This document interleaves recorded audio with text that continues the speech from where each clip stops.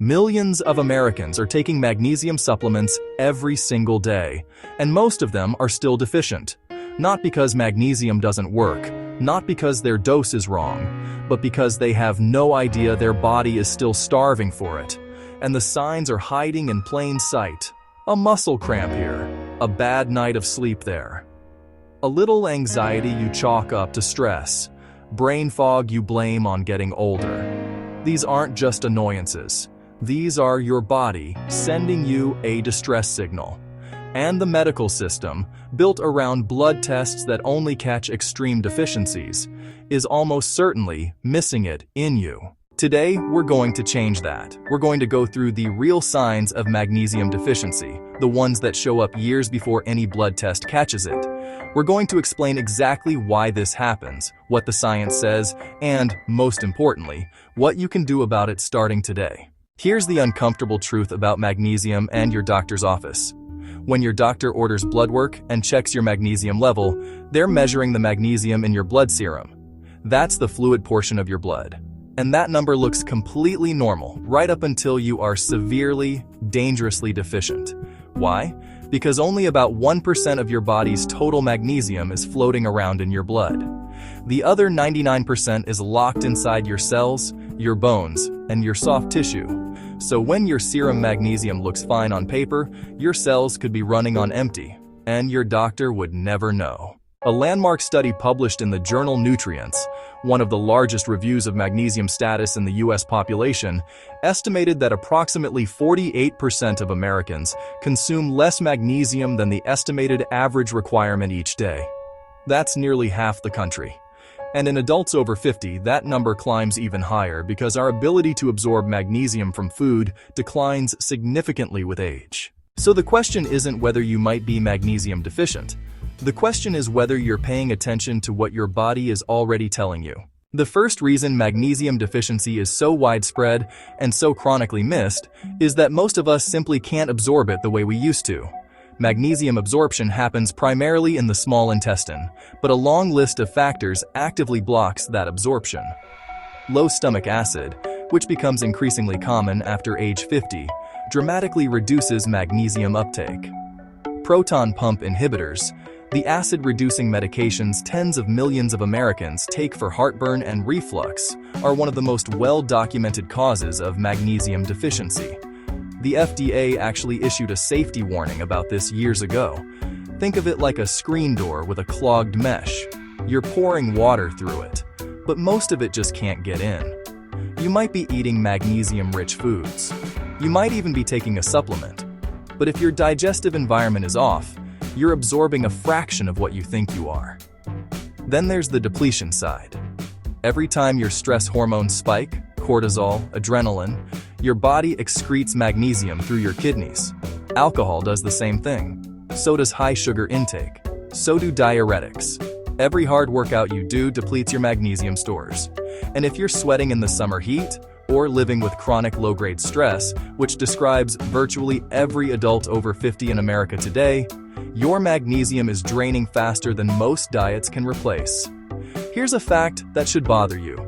The magnesium content of our fruits and vegetables has dropped dramatically over the last 50 years. Not because of anything you're doing wrong, but because of industrial farming. Soil that has been repeatedly cultivated, fertilized with nitrogen, phosphorus, potassium blends, and stripped of organic matter has far less magnesium available to pass into crops. A 2004 study published in the Journal of the American College of Nutrition analyzed USDA nutrient data from 1950 to 1999 and found reliable declines in protein, calcium, phosphorus, iron, and B vitamins across 43 different vegetables. Magnesium was part of that picture. What this means practically, the spinach your grandmother ate in 1965 had meaningfully more magnesium than the spinach sitting in your grocery bag today. You would have to eat significantly more food to get the same amount of magnesium, and most of us are already eating less than we should. Think of the soil like a bank account. For decades, industrial agriculture has been making withdrawals, taking out nutrients every harvest without making adequate deposits back in. At some point, the account runs dry. And the crops that grow in depleted soil are depleted themselves, no matter how green and fresh they look. This is the most important piece. Because this is where people lose years of health. The symptoms of magnesium deficiency don't come with a label. They masquerade as other problems. They get blamed on age. They get treated with medications that make the underlying deficiency worse. Let's go through them. Muscle cramps and twitching, particularly in the legs at night, often diagnosed as restless leg syndrome or just aging. Magnesium is essential for muscle relaxation. When it's low, muscles can't fully release. They stay in a state of semi-contraction. That twitch in your eyelid?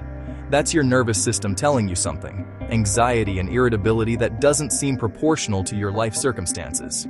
Magnesium plays a direct role in regulating the HPA axis, your body's central stress response system. It also modulates GABA receptors in the brain, the same receptors that anti-anxiety medications target. When magnesium is low, your nervous system runs hotter. You're more reactive. Sleep is harder. Calm feels out of reach. Sleep problems. Specifically, trouble staying asleep, waking between 2 and 4 a.m., and feeling unrefreshed in the morning. Magnesium helps regulate melatonin production and supports the transition into deep, slow-wave sleep. Without enough of it, you may fall asleep fine, but never get the restorative depth your body needs. Constipation. Magnesium draws water into the intestines and relaxes the smooth muscle of the gut. Low magnesium means slower transit time. Many people take laxatives for years, when what they actually need is more magnesium. Headaches and migraines. Several clinical trials have found that magnesium levels are significantly lower in migraine sufferers during attacks. The American Migraine Foundation has acknowledged magnesium as a preventive option. And intravenous magnesium is used in emergency rooms for severe migraines. Yet most people walking around with chronic headaches have never had their magnesium properly assessed. Heart palpitations, a fluttering or irregular heartbeat that comes and goes. Magnesium is critical for electrical conduction in the heart. It acts as a natural calcium channel blocker. When it's depleted, the heart's electrical system can misfire. This is not something to ignore. And finally, fatigue, not tiredness. Bone-deep, unexplained fatigue that doesn't resolve with rest. Magnesium is required for the production of ATP, adenosine triphosphate, the actual currency of energy in every cell in your body. Without adequate magnesium, your mitochondria cannot produce energy efficiently. You feel it as exhaustion that has no clear cause. Now let's talk about what to actually do. Because knowing you're deficient doesn't help you if you don't have a clear plan. Step 1. Fix your food foundation first. The highest magnesium foods are dark leafy greens, particularly spinach and Swiss chard. Pumpkin seeds are exceptional. 1 ounce gives you roughly 37% of your daily requirement. Black beans, edamame, avocado, and dark chocolate with 70% or higher cacao are all solid sources. Aim to get at least 200 milligrams from food daily before you reach for a supplement. Step 2. Choose the right form of magnesium supplement. This is where most people go wrong. Magnesium oxide, the most common form in cheap supplements, has roughly 4% bioavailability. Your body barely absorbs it. The forms that actually work are magnesium glycinate for sleep and anxiety. It crosses the blood-brain barrier effectively and is very gentle on the digestive system. Magnesium malate for energy and muscle recovery. And magnesium L-threonate if cognitive function is a concern. It's one of the few forms that demonstrably raises brain magnesium levels. Dosing.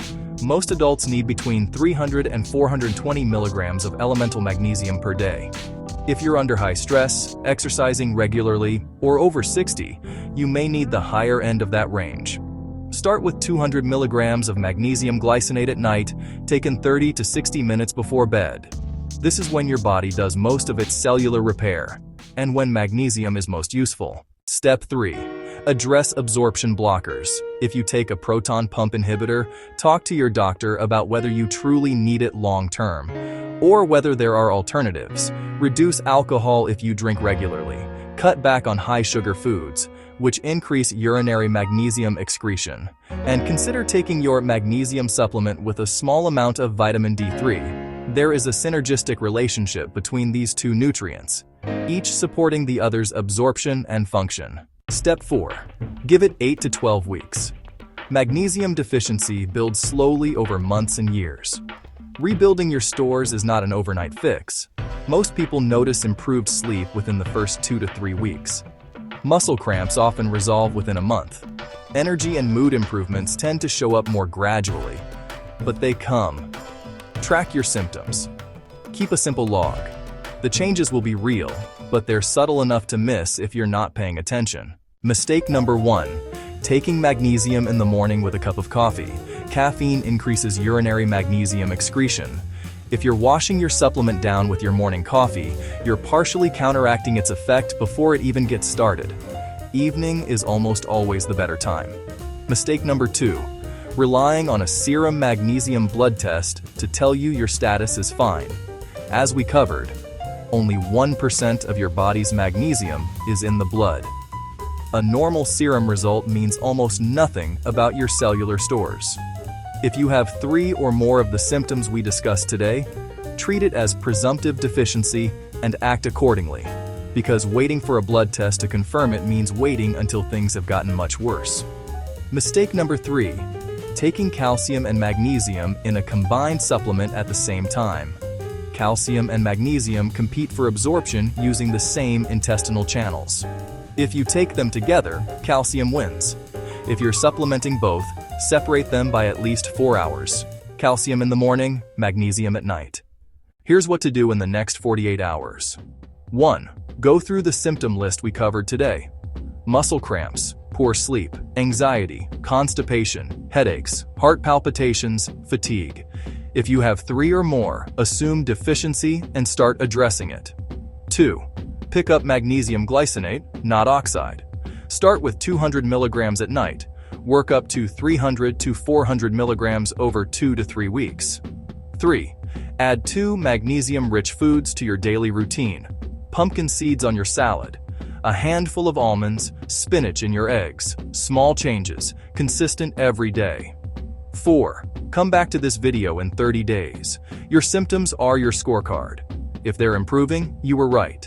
If they're not, something else needs a closer look, and we'll help you figure out what that is. If this video gave you something new to think about, hit the like button and subscribe so you don't miss the next one. We cover the health topics that don't fit in a 10-minute doctor's appointment, and visit healthhustleacademy.com. We've put together the exact supplement stack and lifestyle tools we talk about in our videos, all in one place. Links are in the description below. Take care of your body. Nobody else is going to do it for you.